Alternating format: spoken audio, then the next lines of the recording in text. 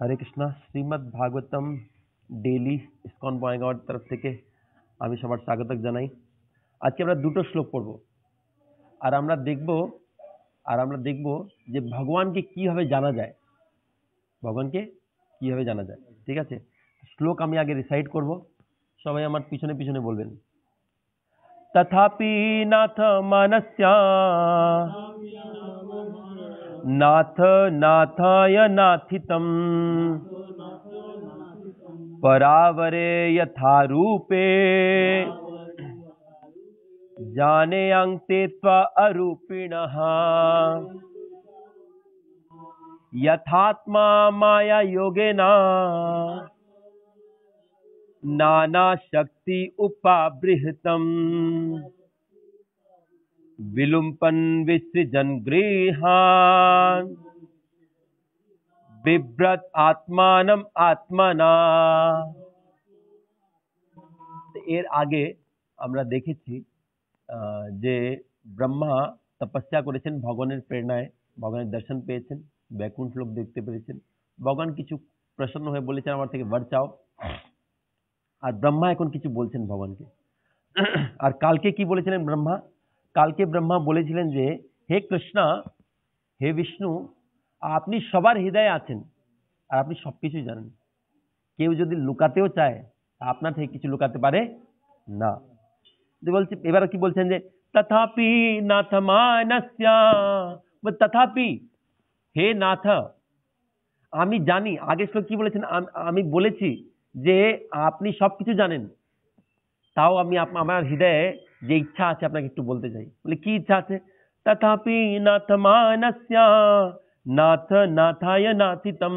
হে প্রভু, আপনি সবকিছু যেহেতু ইচ্ছা পুরো করে দিন, একটা আরো আমার ইচ্ছা আছে, একটা আরো প্রশ্ন আছে, যদিও আপনি জানেন তাও আমি বলতে চাই। তো কি বলছেন? পরাবরে যথা রূপে জ্ঞানে অন্তে ত্বা অরূপিণাম। পরাবরে, পরাবরে মানে হয় আপনার জড় আর আধ্যাত্মিক, জড় আর আধ্যাত্মিক রূপে, যথা রূপের বিষয়ে আমাকে কিছু বলুন। যদিও আপনার একটা স্বরূপ আছে, কিন্তু আমি আমি বুঝতে পারি না যে কি ঠিক কি ভুল, আমি ঠিকভাবে বুঝতে পারি। এইভাবে আমাকে একটু ক্লারিফিকেশন দিন।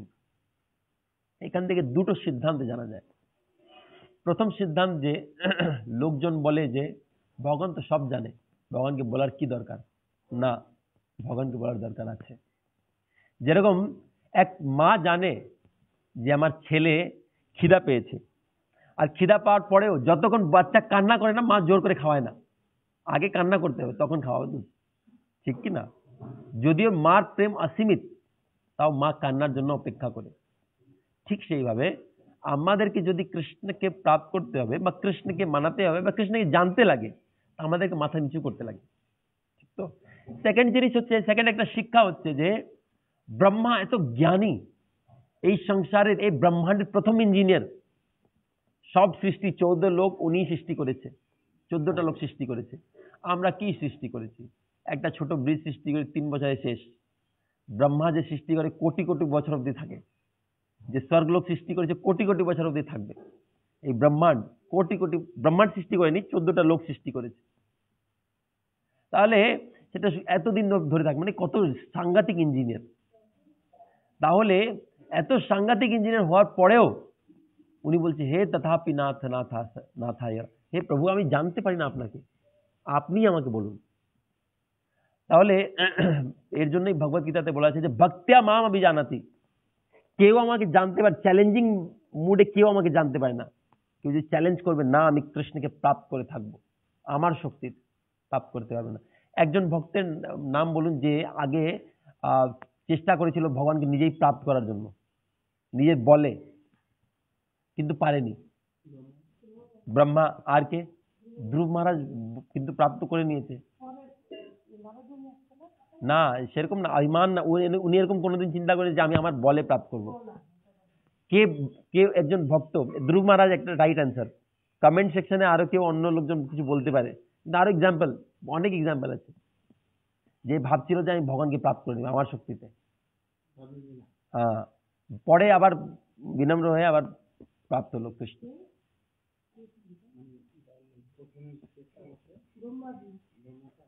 ब्रह्मा और एग्जाम्पल अच्छे। जैसे मैं प्रश्न वापस कर दे रहा हूँ, जैसे कोई भक्त जो पहले पूरा प्रयास किया, आज तो भगवान को प्राप्त करके ही रहेंगे, या फिर भगवान को अगर शब्द प्रश्न सही से बोल दिया तब पकड़ लेंगे, तो भगवान को बना के पकड़ के ही रहेंगे, लेकिन फिर नहीं पकड़ पाए। कोई एग्जाम्पल है? लेकिन बाद में भगवान खुश हो गए तो बोलते ठीक है। हाँ, यशोदा माँ, यशोदा माँ आगे आज से कृष्ण के बेरे দিব। কৃষ্ণ বলছে আমি বাধা যাবো না, মানে আমি ঠিক আছে, আমি রশি নিয়ে আসবো, নিয়ে আসো। তো ব্রাজের সবার সব বাড়ির রশি নিয়ে আসে, তাও 2 আঙ্গুল ছোট পড়ে হয়ে যাচ্ছে। আমি বাঁধবো না, আমি এমনি বেঁধে যাবো, কেউ জীব আমাকে বেঁধে নিবে। কিন্তু সকালে স্টার্ট করেছিল, সকাল 6টায়, আর বাঁধতে বাঁধতে সন্ধ্যা হয়ে গেছে, 12 ঘন্টা। কৃষ্ণ বলছে যে তারপরে যখন মাকে দেখেছে সন্ধ্যাবেলায় মা একদম এরকম ক্লান্ত হয়ে গেছে, ও বলছে আর মনে হয় বাঁধতে পারবো না, এরকম ভাবছে। তখন কৃষ্ণ বলছে ঠিক আছে এবার বেঁধে নাও। তো ভগবানকে মানে চ্যালেঞ্জিং মুডে পাওয়া যায় না। এখন সায়েন্টিস্টরা কি বলছে, ভগবান যদি আছে দেখা যেতে লাগে, যদি দেখা যায় না, যে জিনিস দেখা যায় না সেই জিনিসকে আমি মানি না। একজন বললো তুমি তোমার ব্রেন দেখতে পারো না, তার মানে কি তোমার ব্রেন নেই? তোমার ব্রেন তো আছে, কি না? সব জিনিস দেখা যায়, তার জন্য কিছু যোগ্যতাও তো লাগে। যেরকম আমি বললাম ডোনাল্ড ট্রাম্পকে আমি যদি না দেখলে আমি মানবো না যে ডোনাল্ড ট্রাম্প আছে। ডোনাল্ড ট্রাম্প কি আমাকে না ব্রজপতি মাধব প্রভু উনি আমাকে মানে না, তাই আমি ওনাকে দর্শন দিতে যাব, এরকম করবে নাকি? না, দরকার কি? তুমি মানো না মানো, কি কি কি প্রবলেম আছে? কৃষ্ণের কি প্রবলেম? উনি খুব আরামে গোলক বৃন্দাবনে আছে, তোমার লস। যেরকম যদি কেউ একটা গাড্ডাতে পড়ে আছে, আর গাড্ডাতে পড়ে আছে, একজন কেউ বলছে যে আমি তোমার বন্ধু, হাত দাও, না তুমি তোমার আইডি কার্ড দেখাও, তুমি যে ভালো লোক আমাকে সেটা সিদ্ধ করো। আরে বাবা, তোমাকে তুলছে, আগে তুলে নুক, তারপরে আইডি কার্ড দেখাও, ঠিক কি না? ঠিক সেইভাবে আমাদেরকে চ্যালেঞ্জিং মুডে কোনোদিন কৃষ্ণের কাছে যেতে লাগে না। যদি কেউ চ্যালেঞ্জিং মুডে যাবে, ভগবানকে প্রাপ্ত করতে পারবে না। আরো অনেক এক্সাম্পল আছে। আর এক্সাম্পল একটা দিন, আর কোন এক্সাম্পল? তাড়াতাড়ি 10 সেকেন্ড দিচ্ছি। অনেকগুলো এক্সাম্পল আছে, একটা না, অনেকগুলো এক্সাম্পল। সুদামা চ্যালেঞ্জিং মুডে নেই। খুব বড় এক্সাম্পল আছে দুর্যোধন। দুর্যোধন বলছে আমার বাড়িতে খেতে লাগবে তোমাকে 56 ভোগ, বলে খাবো না, বলছে তো আমি খাবো না, না খেলে বন্ধ করে দেবে, তোমাকে বন্দি বানাও, আমি বিশ্বরূপ দেখাচ্ছি, বানাও এবার তুমি, কত বড় তোমার কাছে হাতকারি আছে, দেখাও তো একটু, বাধার জন্য। পারেনি। কিন্তু সেম অপোজিট সাইডে বিদুর, বাড়িতে কিছু ছিল না, যখন গেল ও পীড়াতে বসতে দিচ্ছে, কিন্তু পীড়া উল্টা করে দিয়েছে ওনার ভাই, এত প্রেম। ভগবান বলছে ঠিক আছে, এর উপরে খুব আরাম লাগছে আমার। কলা দেওয়ার জায়গা কলার ছিলকা দিচ্ছে, এখন ভগবান বলছে ছিলকাটা এত টেস্টি আমি আগে কোনোদিন খাইনি, কিন্তু ভগবান সেটা খেয়ে নিচ্ছে। তো ভগবান কি দিয়ে খুশি হয়ে যায়? আমাদের বিনম্রতা দিয়ে। আমরা জানি না 56 ভোগ দিয়ে খুশি হয় না, দহি চিড়া যে আমরা কালকে খাওয়াইছি ভগবানকে, সেটা দিয়ে খুশি হয় না।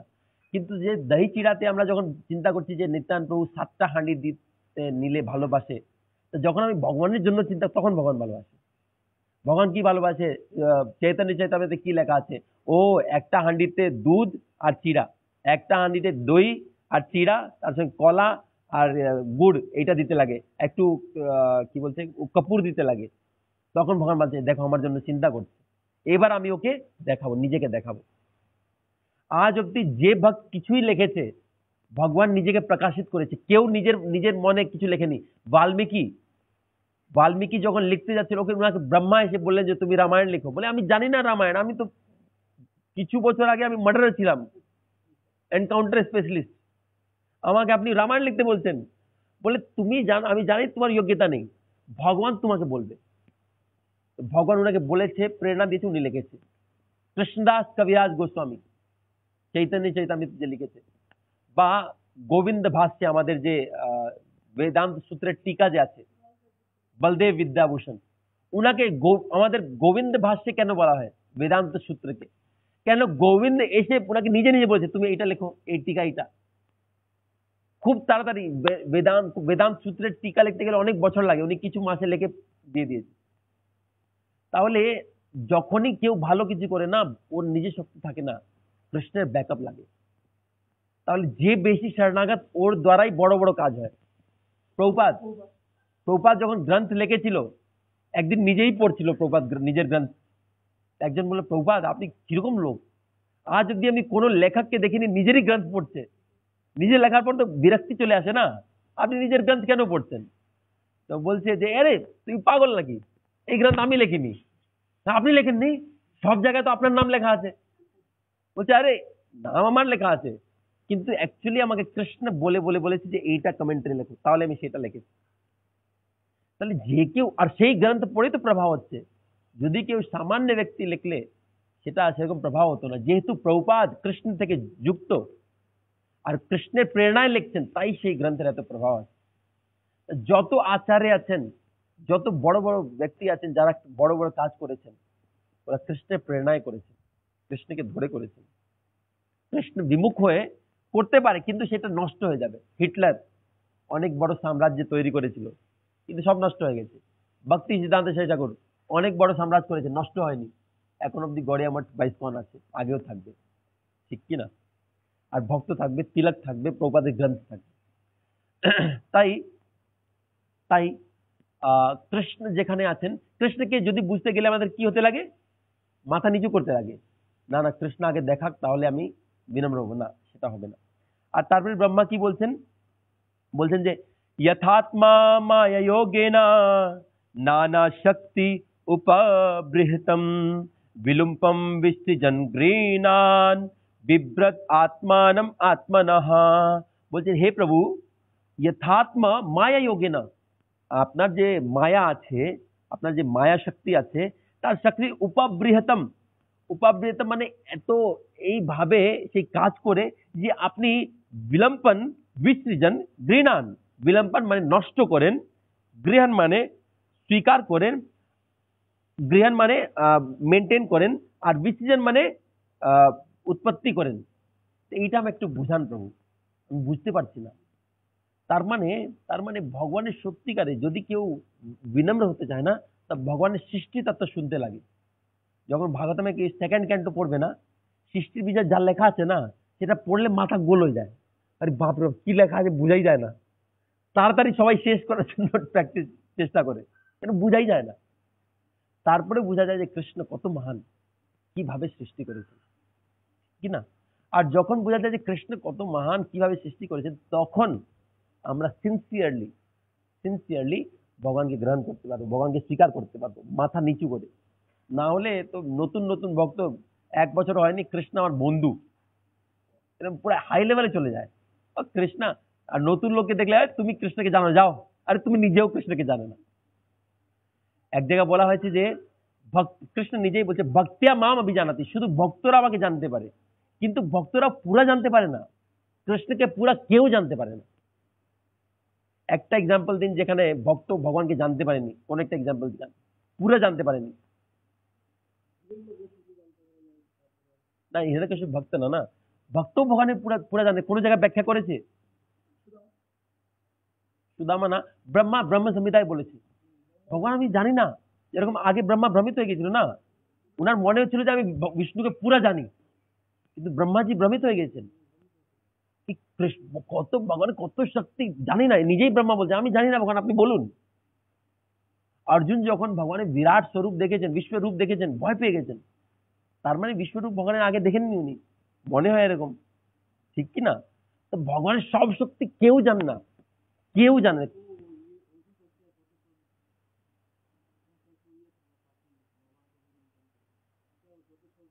जटायु,